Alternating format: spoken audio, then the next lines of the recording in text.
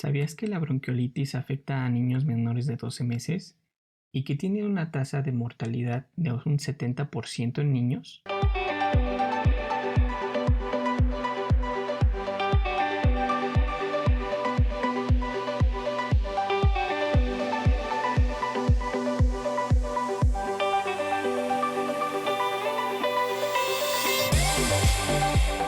La bronquiolitis se define como una enfermedad inflamatoria aguda de las vías respiratorias bajas, que afecta en particular a los bronquiolos. Es caracterizada por la presencia de inflamación, edema y necrosis de las células epiteliales, con aumento en la producción de moco y broncoespasmos. La bronquiolitis es causada por agentes virales, como los virus de la parainfluenza, metaneumovirus, virus de la influenza, bocavirus y siendo el más frecuente el virus sincitial respiratorio, que afecta hasta en un 80% de los casos. Esta enfermedad afecta principalmente a niños menores de 2 años, siendo su incidencia máxima entre los 3 y 6 meses de edad. La enfermedad suele presentarse de forma esporádica o en forma de epidemia, y principalmente se presenta en épocas invernales, siendo más frecuente entre los meses de noviembre a marzo. Se sabe que el 90% de los niños menores a 12 meses va a requerir de hospitalización. Su tasa de mortalidad de la bronquiolitis es baja en niños previamente sanos. Sin embargo, aumenta hasta en un 70% en aquellos niños con alguna enfermedad subyacente, como por ejemplo hipertensión pulmonar.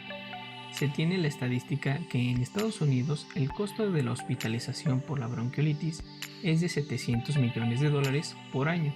En México, en el 2007, se estimó que solo el Instituto Mexicano del Seguro Social otorgó alrededor de 31.812 consultas a niños que presentaron bronquiolitis. Se ha visto que la lactancia materna tiene un efecto protector, como la enfermedad en los casos de niños o niñas menores de 1 año o en prematuros.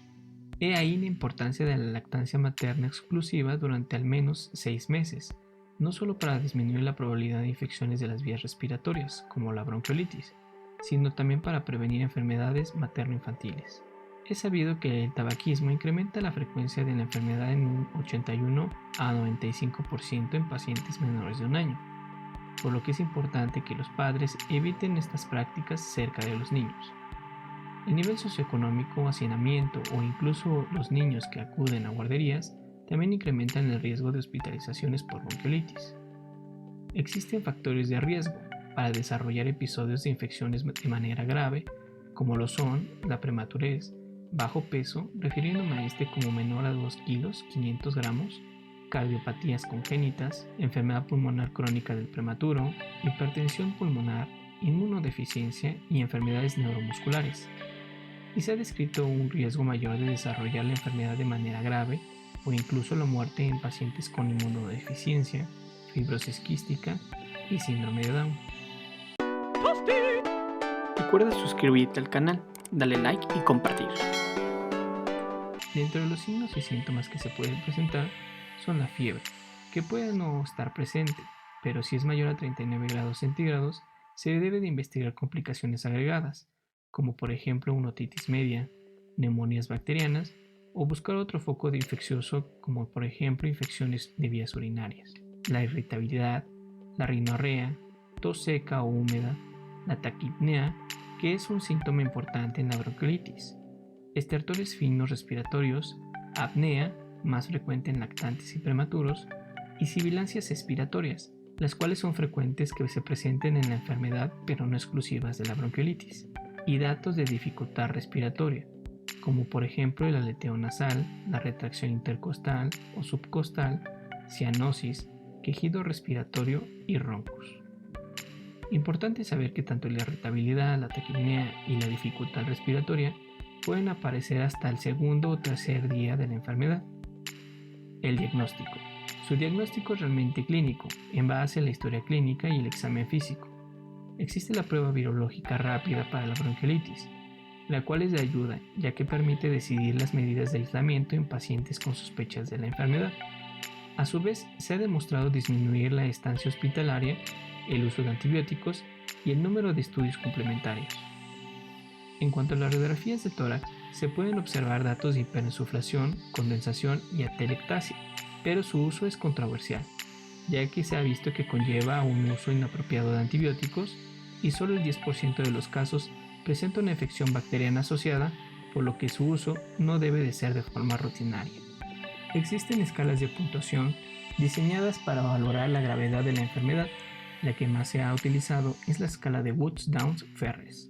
Sin embargo, no ha sido validada, pero aún así es importante conocerla, ya que versiones anteriores a NARM la han preguntado. Esta escala valora la presencia de sibilancias, tiraje, frecuencia cardíaca, ventilación y cianosis, asignándole puntos dependiendo de las características de cada una de ellas.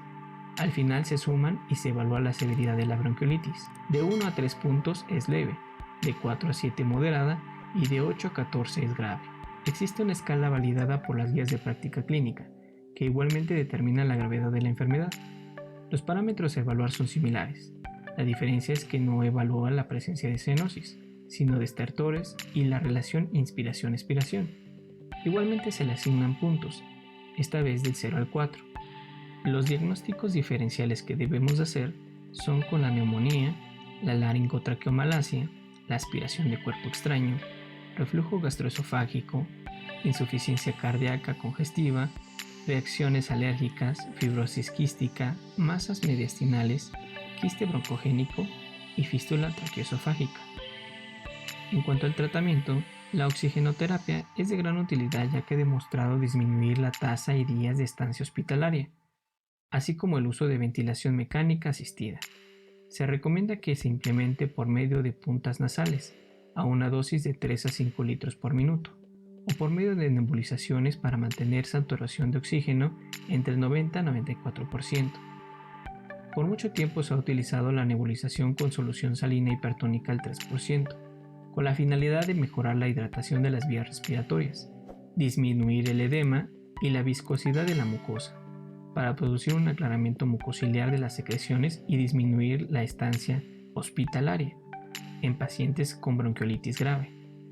Pero no se recomienda su uso rutinario, porque puede dificultar establecer el diagnóstico entre asma y bronquiolitis.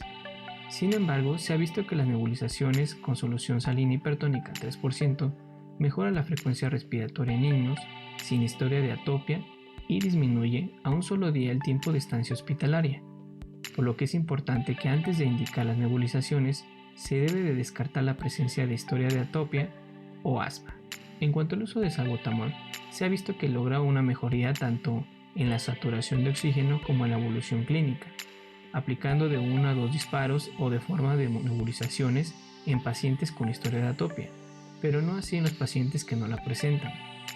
El uso de corticosteroides inhalados se ha visto que no proporciona beneficios clínicos en los niños con bronquiolitis aguda.